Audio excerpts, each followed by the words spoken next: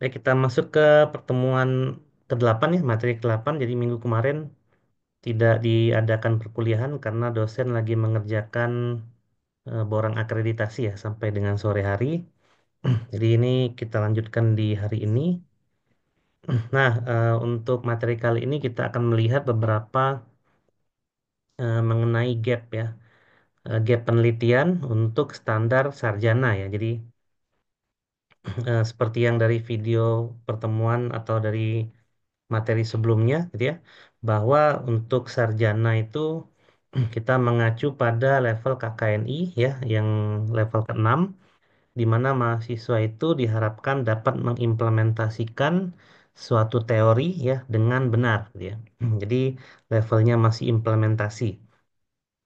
Lalu untuk S2 itu berarti mengembangkan teori, untuk S3 itu berarti akan menciptakan teori baru ya. Itu untuk KKNI level 8 dan 9 ya. Untuk level 7 itu masuk ke area profesi. Nah, untuk penelitian sendiri ya dari pertemuan awal kita udah pahami gitu ya definisinya apa, ya caranya seperti apa, terus peneliti itu karakteristiknya bagaimana dan lain-lain.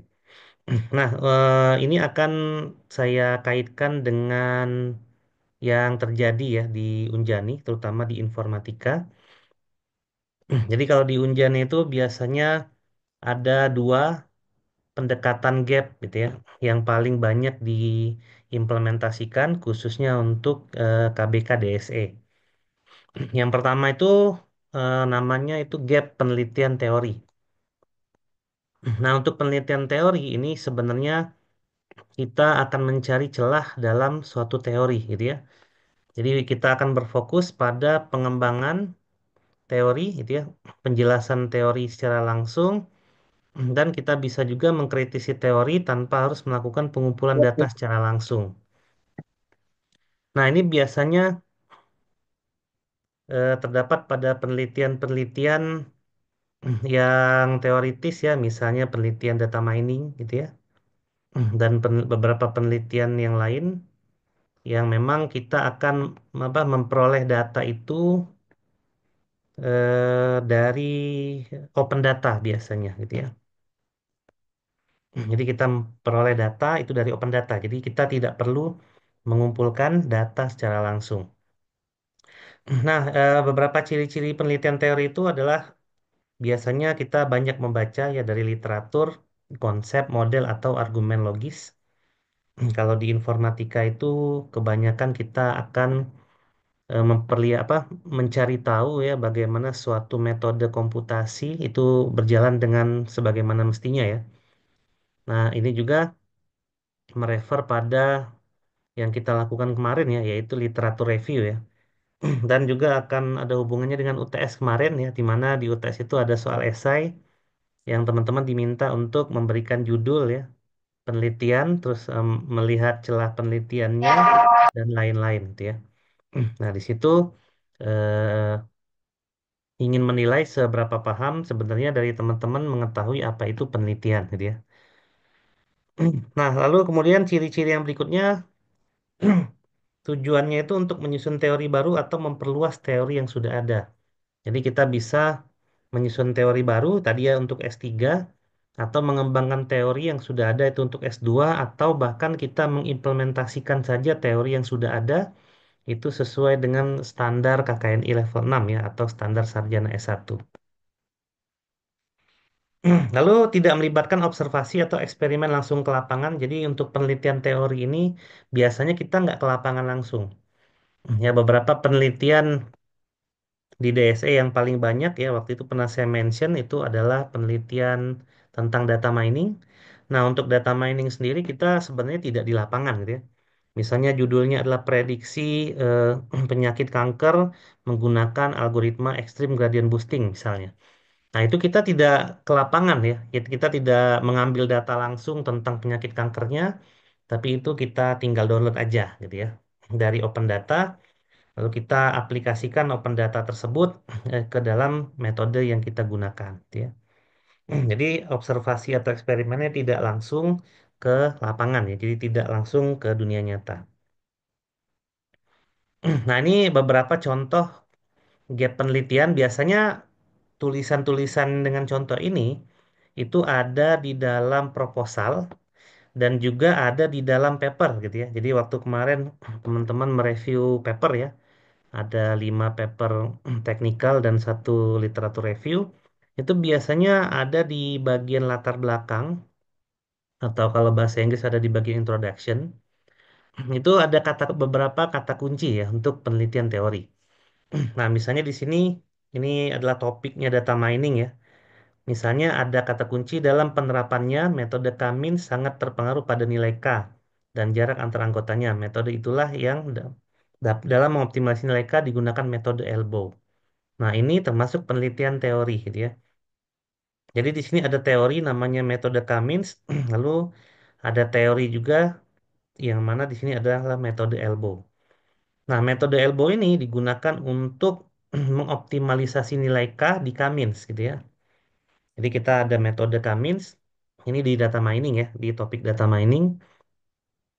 Lalu kita gunakan teknik elbow untuk eh, menghitung ya, dan mengambil kesimpulan berapa nilai K yang terbaik untuk dijadikan klaster gitu ya dalam suatu data gitu ya.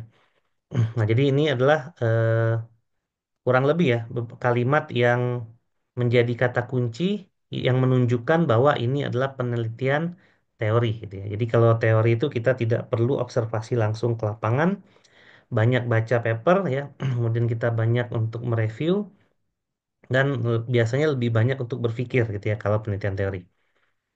Lalu untuk judul AI gitu ya atau judul data mining juga di sini lebih ke AI ya. Misalnya ada kata kunci untuk menciptakan mutasi baru pada suatu individu dalam populasi saat implementasi metode algoritma genetik, maka probabilitas dari crossover dan mutasi yang berpengaruh. Maka dari itu untuk mencapai nilai optimal dalam mencapai solusi, probabilitas mutasi dan crossover ditentukan menggunakan metode fuzzy gitu ya. Nah, jadi metode fuzzy ini nanti akan digunakan untuk menentukan berapa probabilitas mutasi dan crossover gitu ya dalam penerapan metode algoritma genetik. Nah, bagaimana kita bisa paham gitu ya, apakah ini penelitian teori atau tidak gitu ya. Nah, kita juga harus memahami dasar-dasar teori dari penelitian yang kita lakukan, yang kita baca gitu ya. Misalnya di atas ini ada metode Cummins, berarti kita harus tahu dulu gitu ya metode Cummins itu apa. Kemudian kita harus tahu apa yang dimaksud dengan nilai K dalam metode Cummins gitu ya. Kita juga harus tahu apa itu yang namanya jarak antar anggota dalam metode Cummins. Kemudian apa itu metode elbow ya? Ini metode statistik gitu ya, yang mana metode tersebut ditambahkan di dalam Cummins sehingga Cummins ini nanti kita tidak perlu setting nilai K-nya. Jadi kalau metode Cummins ini kalau kita mau pakai, biasanya kita tentukan nilai K-nya. Di mana nilai K itu artinya berapa jumlah klaster yang akan dibangkitkan gitu ya dari data tersebut. Kalau K ini kita isi 3, ya maka klaster yang terbentuk itu akan menjadi 3 gitu ya. Kalau kita isi 4, maka klasternya ada 4. Nah, kira-kira kita isi berapa gitu ya? Kita isi 2, 3, 4, 5, 10, 20, 100, dan seterusnya kita nggak tahu gitu ya. Nah, akan banyak sekali eksperimen yang kita lakukan untuk melihat mana nilai K yang paling menggambarkan situasi dari data tersebut gitu ya. Nah, untuk mempersingkat eksperimen, makanya digunakan metode elbow gitu ya. Untuk menebak berapa sih nilai K yang harusnya kita masukkan ya. Sehingga eksperimen kita yang tadinya sangat banyak dapat diminimalisir dengan metode elbow tersebut gitu ya. Nah, ini penelitian teori gitu ya. Begitu pula yang di bawah ini, jadi kita harus tahu dulu metode algoritma genetik itu seperti apa gitu ya. Ada beberapa istilah di situ yaitu populasi gitu ya, ada gen, ada individu, ada crossover, ada mutasi dan seterusnya. Ya, saya rasa mungkin untuk algoritma genetik tersebut teman-teman pernah pelajari juga di mata kuliah AI gitu ya. Nah, kita tahu bahwa untuk apa pembentukan individu dengan ciri-ciri yang baru gitu ya dari setiap populasi yang ada itu sangat ditentukan dari nilai crossover dan mutasi gitu ya. Jadi ada probabilitas crossover misalnya 0,5 gitu ya. Lalu ada probabilitas mutasi yaitu 0,7 misalnya. Nah, kita harus ngisi berapa tuh gitu ya? 0,5 dengan 0,7 kah gitu ya. atau 0,3 dengan 0,4K dan seterusnya ya. Jadi kita akan banyak sekali melakukan eksperimen. Nah, ternyata bagaimana cara menentukan suatu nilai itu bisa kita lakukan metode fuzzy gitu ya. Ini juga AI masuknya ke reasoning ya, AI reasoning. Kalau algoritma genetik ini masuknya ke AI optimasi gitu ya, atau masuknya ke searching. Nah, kita harus paham seperti itu gitu ya. Sehingga kita bisa menerapkan algoritma fuzzy untuk mengisi berapa nilai crossover dan mutasi tersebut gitu ya. Nah, ini adalah eh, contoh gitu ya. Biasanya ada kalimat-kalimat yang ada pada penelitian teori, baik itu di proposal penelitian ya ataupun itu ada di paper penelitian. Jadi biasanya di abstrak disebutkan secara singkat, kemudian masuk ke introduction itu disebutkan juga secara detail. Atau kalau teman-teman membaca buku TA gitu ya di Unjani, terutama di informatika, maka itu ada di bab satu gitu ya, ada di bab satu. Ada di bagian latar belakang penelitian. Nah, lalu yang kedua itu adalah gap penelitian empirik namanya gitu ya. Nah, kalau empirik ini berarti kita akan menguji hipotesis atau menjawab pertanyaan penelitian dengan data nyata. Nah, artinya datanya itu harus merupakan data yang nyata atau fakta. Jadi kalau kita mau melakukan suatu penelitian dengan pendekatan empirik, kita harus ambil sendiri datanya gitu ya. Jadi kita mengambil data itu sendiri, baik data secara kualitatif ataupun kuantitatif. Nah, dalam informatika, karena informatika ini berbasiskan eh, rumpun ilmu besarnya itu adalah ilmu pengetahuan ya atau sains, maka biasanya informatika itu datanya kuantitatif ya, walaupun ada beberapa penelitian yang kualitatif juga. Nah, kategori gap ini juga yang paling sering dilaksanakan di tugas akhir ya di informatika Unjani. Jadi kalau untuk masuk PKM itu biasanya banyaknya yang teori gitu ya. Jadi kalau ada teman-teman yang PKM itu biasanya untuk PKM penelitian itu masuknya ke gap teori gitu ya. Tapi kalau di TA itu kebanyakan gap teori untuk topik-topik data mining misalnya gitu ya. Ataupun empirik. Empirik ini biasanya untuk topik-topik software security, terus refactoring gitu ya, lalu UI UX dan lain-lain gitu ya. Jadi menggunakan data nyata.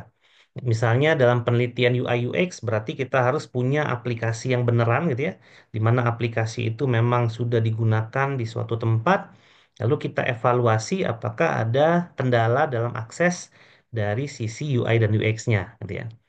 Nah, maka dari itu dalam penelitian empirik ini sendiri ada beberapa ciri ya yang agak berbeda dengan penelitian teori karena kita harus mengambil datanya secara langsung gitu ya. Jadi menggunakan observasi, survei, wawancara, eksperimen, dan studi kasus. Jadi misalnya kita melakukan survei gitu ya. Apakah suatu tampilan dari perangkat lunak ini memang benar gitu ya, benar-benar bagus gitu ya, atau benar-benar efektif digunakan. Atau kita melakukan survei terhadap tingkat maintainability gitu ya. Kalau judul topiknya itu adalah software quality gitu ya. Jadi kita akan survei orang-orang yang menggunakan perangkat lunak ini tentunya dengan menggunakan metode survei yang jelas ya, seperti waktu di mata kuliah statistik gitu ya. Jadi ada populasi, gitu ya, ada sampling, ya bagaimana caranya membuat sampel dari populasi gitu ya, dan lain-lain. Jadi menggunakan eh, mekanisme ilmiah gitu ya, tentu saja. Lalu berdasarkan pengalaman nyata atau fenomena yang bisa diamati kalau di dalam lingkupnya software, ya berarti biasanya topik seperti ini kebanyakan yang ngambil itu adalah yang berbasiskan software engineering ya. Jadi tadi ada refactoring, ya ada software security, ada software quality dan seterusnya. Nah, itu biasanya kebanyakan penelitian yang empirik. Kemudian hasilnya bisa digunakan untuk mendukung atau membantah teori yang ada. Nah, biasanya nanti ada teori-teori yang nanti akan kita bisa baca gitu ya di buku ataupun di paper penelitian, dan teori tersebut nanti akan kita sinkroniskan dengan hasil eksperimen kita gitu ya dalam penelitian itu. Misalnya terdapat teori bahwa dengan menggunakan suatu refactoring terhadap kode, gitu ya, ini yang topiknya software engineering ya, maka kita bisa meningkatkan level maintainability index misalnya itu secara teori. Nah, di situ kita buktikan gitu ya, apakah teori itu benar gitu ya. Lalu kita punya aplikasi rumah sakit, misalnya di awal kita hitung berapa maintainability indexnya, misalnya maintainability indexnya di 2 ya, 2,1 misalnya. Nah, karena di bawah 3 maka jelek ya maintainability indexnya, kita lakukan refactoring terhadap kode. Lalu kita lihat hasilnya setelah refactoring, oh ternyata maintainability indexnya naik jadi 10 gitu ya. Nah, berarti teori tadi benar ya, di mana refactoring itu dapat meningkatkan indeks level dari maintainability gitu ya. Jadi bisa mendukung atau membantah teori. Ya bisa jadi ada hasil penelitian kita yang tidak sesuai dengan teori yang ada gitu ya. Jadi kita bisa membantah teori itu. Tapi kebanyakan untuk di area software engineering biasanya yang mendukung ya. Jadi ada teori, nanti hasil eksperimen kita itu ternyata memang mendukung teori itu. Artinya untuk lebih memvalidasi bahwa teori tersebut benar gitu ya. Nah, beberapa kalimat contoh gitu ya yang ada di dalam paper penelitian atau proposal di dalam latar belakang itu seperti ini misalnya. Nah, di sini ada aplikasi e-learning pada Universitas Jenderal Ahmad Yani memiliki nilai maintainability index kurang dari 3 misalnya tadi ya. Dengan skor tersebut berarti aplikasi ini sangat sulit untuk dikembangkan. Untuk memperbesar nilai MI-nya atau maintainability index-nya, maka semua kode yang memiliki smell code harus dilakukan rekonstrukturisasi dengan cara refactoring. Nah, gitu ya. Nah, kalau kita ketemu kalimat yang seperti ini untuk topik software engineering, maka kita bisa pastikan penelitian ini adalah penelitian empirik gitu ya. Kalau kita baca paper. Nah, kalau kita ingin membuat penelitian, berarti harus ada kalimat seperti ini, gitu ya. Jadi ditunjukkan dengan data empirik ya. Data empirik itu bisa hasil survei tadi ya, atau hasil penilaian atau hasil pengukuran. Nah, kalau yang di sini itu hasil pengukuran yang namanya maintainability index. Nah, ini untuk topik software engineering dengan tema refactoring, gitu ya. Berarti ini aplikasinya adalah e-learning Universitas Jenderal Ahmad Yani karena tadi ciri-cirinya ada studi kasus gitu ya di sininya. Nah, atau dari contoh yang kedua, ya, karena aplikasi yang digunakan sebelumnya mendapatkan feedback yang kurang baik, sekitar 32,4% user mengeluh mengenai navigasi dan tampilan. Nah, ini kan survei ya, berarti ya. Maka akan dilakukan desain ulang pada user interface dengan menggunakan metode design thinking. Nah, ini namanya penelitian empirik. Yang di bawah ini adalah penelitian dengan tema topik software engineering UI UX ya, temanya UI UX. Kalau yang di atas ini dengan tema refactoring gitu ya. Nah, ini adalah dua penelitian yang paling banyak ya dilakukan oleh mahasiswa kita di Informatika Unjani gitu ya. Jadi ada yang suka teori gitu ya, ada yang suka empirik ya. Empirik itu berarti secara teknis.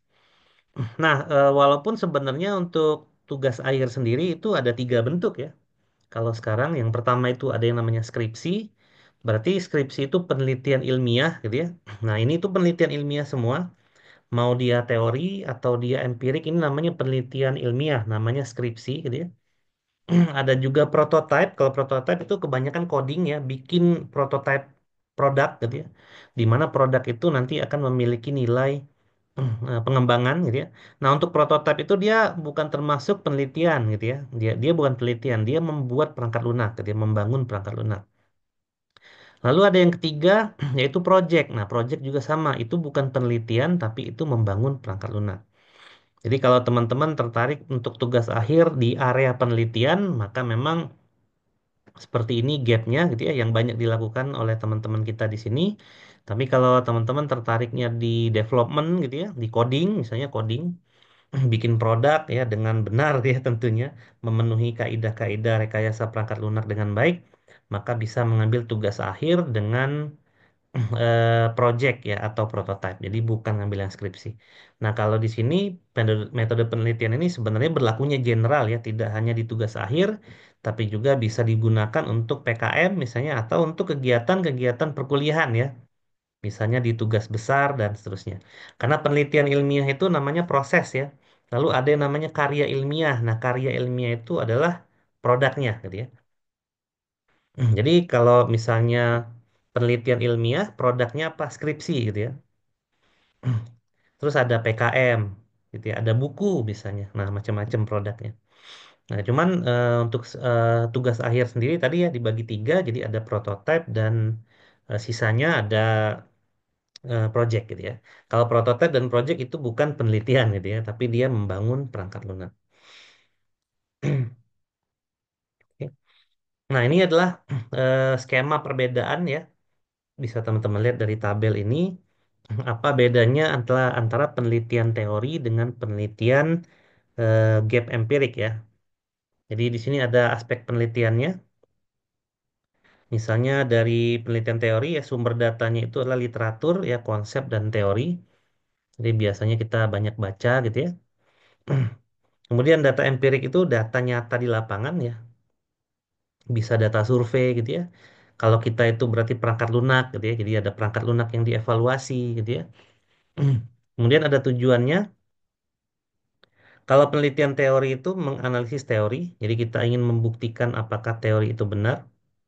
Kalau empirik juga sebenarnya mirip-mirip aja ya, membuktikan atau menguji teori. Gitu ya, jadi itu adalah tujuannya. Kemudian kalau metode dia teori itu metodenya analisis konseptual. Misalnya tadi adalah metode Cummins ya, metode Elbow itu adalah metode konseptual, algoritma genetik gitu ya, logika fuzzy itu konseptual gitu ya. Nah, kalau empirik itu seperti tadi apa design thinking. Design thinking itu empirik gitu ya. Jadi tahap pertama, tahap kedua, tahap ketiga itu semuanya empiris. Ya lalu ada refactoring ya, ada maintainability index. Nah, menggunakan survei gitu ya. Itu juga pendekatannya empiris gitu ya. Nah, di sini ada contoh outputnya. Kalau penelitian teori berarti dia membuat model gitu ya. Kalau tadi Cummins ya menjadi tiga klaster, lalu membuat model, ya jadi model model ini ya data miningnya ya. Kalau teman-teman sudah belajar data mining harusnya paham ya tentang model ya. Nah, berarti itu adalah penelitian teori. Kalau empirik itu biasanya statistik nanti ya, data lapangan ya, kejadian nyata yang kita amati langsung, hasil wawancara misalnya. Hasil wawancara itu bisa jadi tadi ini ya. Nah, misalnya di awal ya feedback tentang navigasi dan tampilan perangkat lunak itu serendah ya. Hanya sekitar berapa ini 68 ya 67,6% yang itu ya yang ini ya yang menyukai perangkat lunak itu maka 32%-nya yang tidak menyukai gitu ya. Nah, nanti kita survei lagi tuh ya. Ketika tampilan dan navigasi itu kita sudah perbaiki dengan eh, teknik design thinking yang empirik, kan akan ada jadi tampilan baru gitu ya, ada navigasi baru. Nah, kemudian itu kita lakukan survei lagi ke user. Nah, kira-kira meningkat nggak ya? Kalau ternyata yang mengeluh tinggal 10%, berarti ada peningkatan sekitar 22,4% gitu ya. Nah, itu namanya penelitian empirik. Dan kita memang benar-benar harus ketemu user gitu ya. Harus bikin kuesioner, kita melakukan survei, kita harus tahu dulu populasinya sebanyak apa, kemudian sampelnya segimana gitu ya. Apakah sampel segini aja cukup atau tidak ya. Nah, semua itu tentunya akan kita laksanakan ya. Dan itu pendekatannya secara empirik. Nah, jadi dua hal ini yang paling banyak dilakukan ya penelitiannya di informatika Unjani. Nah, apakah gap penelitian cuma dua ini saja? Enggak gitu ya. Jadi ada banyak ya gap penelitian itu sebenarnya. Tapi di informatika itu kebanyakan memang yang dicari itu adalah dua gap itu gitu ya. Khususnya di DSE. Nah, kita coba lihat gap yang lain ya. Contohnya ada yang namanya evidence gap. Evidence gap itu adalah gap penelitian ya terjadi ketika hasil dari berbagai studi dapat didukung kesimpulan tertentu secara mandiri. Nah, contohnya seperti ini, ada suatu penelitian X di mana bahwa kalau kita menambahkan persamaan dalam penelitian itu, dalam penelitian A, dalam metode A ya, dan dapat timbul peningkatan akurasi yang signifikan. Nah, itu namanya evidence gitu ya. Jadi ada buktinya ya di penelitian masa lalu dan bukti itu bisa kita kutip atau kita bisa implementasikan lagi gitu ya. Karena memang untuk S1 sendiri itu sebenarnya tujuannya adalah reimplementasi tapi tentu saja dengan batasan-batasan yang diatur ya dalam tugas akhir itu sendiri. Contohnya misalnya kalau kita mau mengimplementasikan metode gitu ya, berarti metode yang digunakan dan teori yang ada itu harus 5 tahun sampai 10 tahun terakhir ya. Jangan terlalu lama gitu ya. Kalau terlalu lama sudah banyak orang yang melakukan sehingga teori tersebut itu tidak perlu divalidasi lagi karena sudah benar gitu ya. Nah, itu yang namanya evidence gap ya. Lalu yang kedua itu ada yang namanya knowledge gap. Knowledge gap ini terjadi ketika ada kekurangan pemahaman atau informasi mengenai suatu bidang tertentu. Nah, ini biasanya kita bisa pakai di penelitian data mining juga ya. Misalnya kita ngambil yang regresi untuk time apa? Untuk forecasting ya, untuk time series datanya. Contohnya misalnya ada metode regresi X di mana terbukti dapat memprediksi saham untuk jangka pendek namun belum terbukti untuk jangka panjang gitu ya. Jadi ada kurangnya pemahaman atau informasi mengenai suatu bidang tertentu. Jadi kita baca paper nih misalnya ya. Lalu kita lihat bahwa metode regresi X ini ya untuk aplikasi untuk penelitian terkait saham dia kebanyakan dapat memprediksi jangka pendek misalnya. Ada yang akurasinya 80% misalnya, ya. Ada yang akurasinya 90% dan seterusnya. Tapi kita belum banyak menemukan metode X ini untuk jangka panjang. Nah, gitu ya, untuk prediksi jangka panjang. Nah, kita mungkin bisa ngambil gapnya di situ ya.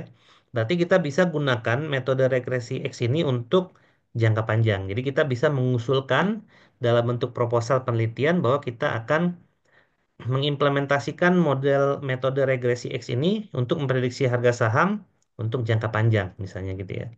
Nah, itu namanya knowledge gap, gitu ya. Kemudian ada practical knowledge gap. Jenis ini berkaitan dengan perbedaan antara temuan di penelitian dan prakteknya di lapangan. Jadi, kalau kita baca paper gitu ya, bahwa kalau di sini contohnya dalam suatu proses mining ini data science ya, ditemukan jalur proses yang optimal dalam menggunakan e-learning gitu ya. Jadi misalnya ketika kita analisa gitu ya, orang-orang menggunakan e-learning itu seperti apa? Biasanya orang-orang itu melakukan itu secara pertama login gitu ya. Habis login dia langsung masuk ke kelas, habis masuk ke kelas dia masuk ke dalam pertemuan, kemudian dari pertemuan dia membaca materi, kemudian sign out misalnya. Itu adalah proses yang banyak orang lakukan di dalam proses mining gitu ya, dalam menggunakan e-learning. Tapi untuk anak SD itu tidak seperti itu gitu ya. Nah, berarti yang ditemukan itu banyak implementasi e-learning ini untuk apa sekolah menengah atau bahkan universitas ya. Tapi itu tidak berlaku apabila diterapkan di level sekolah dasar. Nah, itu namanya practical knowledge gap. Jadi ada perbedaan antara temuan-temuan yang kita baca dalam suatu penelitian dengan kejadian di dunia nyatanya. Ya tentunya untuk mengincar gap ini kita banyak-banyak survei juga ya ke lapangan. Jadi beberapa pendekatan empiris tadi memang akan kita coba terapkan gitu ya untuk memperoleh gap dari sisi practical knowledge. Kemudian yang berikutnya ada yang namanya methodology gap. Jadi ini adalah apa gap gitu ya, di mana gap itu terjadi ketika metode penelitian saat ini tidak memadai untuk mengeksplorasi pertanyaan tertentu. Nah, ini kita bisa terapkan di ini apa di NLP ya. Kalau mau topik NLP, misalnya di sini penggunaan LLM dalam generative AI masih terbatas pada pertanyaan yang bersifat saintifik misalnya. Jadi LLM itu Ya kita harus paham dulu ya LM itu apa, Large Language Model ya dalam NLP, dan kita harus tahu juga ya generatif AI itu apa itu ya. Generatif AI itu adalah AI yang menciptakan atau mengcreate ya sesuatu ya. Itu masih terdapat batasan pada pertanyaan-pertanyaan yang sifatnya saintifik. Nah, berarti banyak yang bisa dieksplor ya intinya di sini. Jadi LLM itu masih bisa dieksplor untuk pertanyaan yang lain, misalnya untuk menciptakan jokes ya atau apa candaan gitu ya, atau untuk menciptakan pertanyaan seputar video game misalnya dan lain-lain. Nah, itu namanya metodologi gap ya. Lalu yang berikutnya itu yang terakhir adalah population gap gitu ya. Nah, ini kesenjangan yang terjadi ketika penelitian itu hanya untuk populasi atau kelompok tertentu. Nah, contohnya gini ya. Misalnya untuk topik data mining, ya terdapat banyak penelitian mengenai implementasi metode X dalam memprediksi penyakit malaria di negara tropis. Jadi, population ya. Jadi, kalau ingin memprediksi penyakit malaria dengan menggunakan metode machine learning misalnya, nah itu ternyata kalau kita baca penelitian itu kebanyakan meneliti di negara tropis aja gitu ya. Sementara negara yang subtropis atau negara yang dingin ya, itu tidak banyak penelitiannya. Nah, itu kita bisa jadikan suatu gap ya, penelitian untuk kita ajukan dalam suatu penelitian gitu ya. Jadi penelitian ini posisinya ada di mana-mana ya dalam perkuliahan ada gitu ya, dalam tugas akhir ada, dalam PKM atau kegiatan eksternal itu ya, itu juga ada. Nah, dari sekian banyak gap, ya, tentu saja kita harus mencari gap yang layak gitu ya.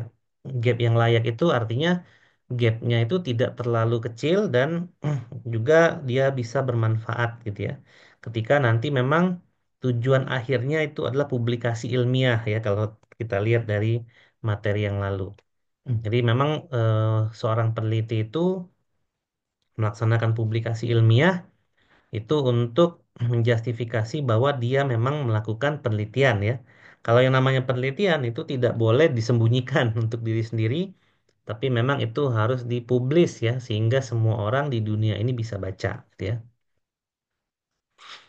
Nah, tinggal teman-teman aja ya untuk karena dalam apa implementasi KKNI level 6 ini minimal banget itu kita implementasikan di tugas akhir gitu ya, minimal banget.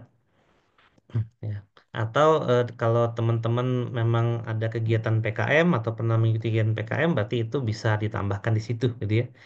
Jadi selama kita kuliah, itu biasanya kita pasti akan melakukan suatu penelitian akademik, gitu ya, penelitian yang memang eh, mumpuni lah ya untuk setingkat sarjana. Kalau misalnya tidak di tugas akhir, mungkin di mata kuliah itu juga bisa jadi, gitu ya. Di tugas besar, misalnya itu kita melakukan suatu penelitian. Jadi penelitian itu banyak ya, atau apalagi nanti kalau ada teman-teman yang di sini yang berencana untuk melanjutkan ke sarjana strata 2 ya, tingkat magister, itu biasanya nanti penelitiannya akan banyak ya, lebih banyak lagi daripada yang dilakukan selama S1. Ya, jadi seperti itu. Jadi ini gampang sih sebenarnya karena masih S1 ya. Kalau masih S1 itu masih gampang. Ya kita baca paper, kita cari gapnya, kemudian gapnya, oh ternyata teorinya begini, gapnya begini, kita ajukan sebagai proposal ya, entah itu di TA1, entah itu di PKM, di mana-mana, lalu kita kerjakan, beres gitu ya, kita publikasi ya, selesai gitu ya. Oke, nah baik, mungkin kalau untuk teorinya itu aja ya, selanjutnya itu di tugas, ini tugas untuk individu aja. Kemarin sebelum UTS itu sudah dilakukan review paper ya. Jadi mereview paper, kita baca paper kemarin, di mana paper itu kita akan membaca latar belakangnya gitu ya. Kita baca tujuan, kita baca isinya, hasilnya, dan kesimpulan gitu ya. Nah, di sini ada tugas individu, mungkin tugas ini tidak akan saya nilai gitu ya. Tapi ini menjadi tugas rutin aja untuk mata kuliah metode penelitian ya, agar teman-teman nanti saat tugas akhir itu bisa membuat suatu penelitian yang cukup ya untuk strata satu atau S1. Karena kalau kita ngomongin penelitian, kalau diimplementasikan di mata kuliah itu pasti lebih mudah ya, karena mata kuliah itu hanya sekitar 2 sampai 4 SKS. Nah, kalau di tugas akhir itu ada 6 SKS, maka penelitian yang dilakukan itu memang harus sedikit berdampak gitu ya, berdampak pada kehidupan. Jadi level penelitiannya itu pasti lebih berat daripada tugas besar yang teman-teman pernah kerjakan di mata kuliah gitu ya. Nah, jadi teman-teman bisa cek paper yang kemarin pernah direview. Ya, coba teman-teman lihat dari paper itu sebenarnya ada di gap mana gitu ya. Ada di gap teori, di gap empirik gitu ya, atau ada di gap evidence, knowledge, practical knowledge, methodology atau population gitu ya. Nah, sekarang nanti eh, setelah teman-teman baca ya paper itu, baca lagi yang kemarin dibaca gitu ya. Kemudian coba analisa kira-kira gap penelitiannya itu ada di mana gitu ya, ada di ranah mana. Dan kemudian teman-teman mungkin bisa mencari penelitian yang terdekat gitu ya untuk teman-teman jadikan acuan, kemudian nanti akan menjadi tugas akhir ya, karena nanti akan membuat proposal. Jadi ini tugasnya ini aja ya, mandiri ya, tugas yang memang harus dikerjakan, tapi ini kayaknya tidak usah dinilai ya, karena gampang sebenarnya gitu ya. Baca paper tadi, kalau di atas tadi kan ada beberapa kata kunci gitu ya. Jadi kalau ada kunci yang kayak gini, oh ini empirik nih. Kalau ada kata kunci kayak gini, oh ini teori nih gitu ya. Atau kalau ada kata kunci yang seperti ini ya, pada penelitian ini ternyata kita baca ada yang begini gitu ya. Nah ini kita bisa lihat ya, yang mana gap yang dimaksud itu. Nah lalu nanti untuk tugas akhir, nah, teman-teman juga bisa membuat proposal ya. Di mana proposal itu nanti akan dibuat di TA1, namun untuk latihan pembuatannya itu ada di mata kuliah ini gitu ya.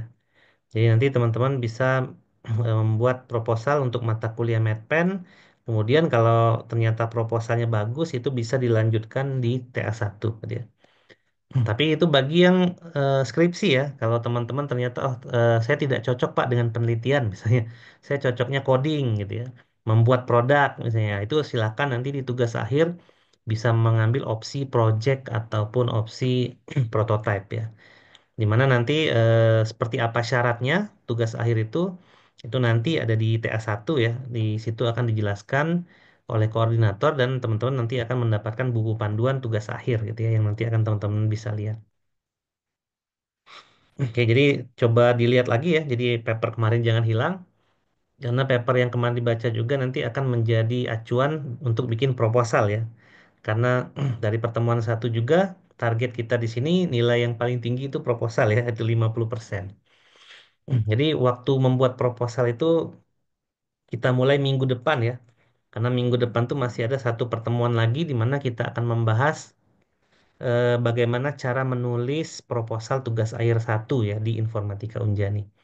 Nah, setelah itu nanti teman-teman akan membuat proposal ya selama 2 minggu.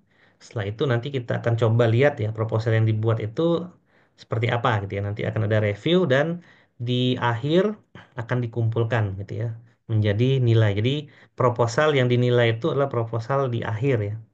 Setelah nanti direview bersama gitu ya di dalam bentuk Zoom ini.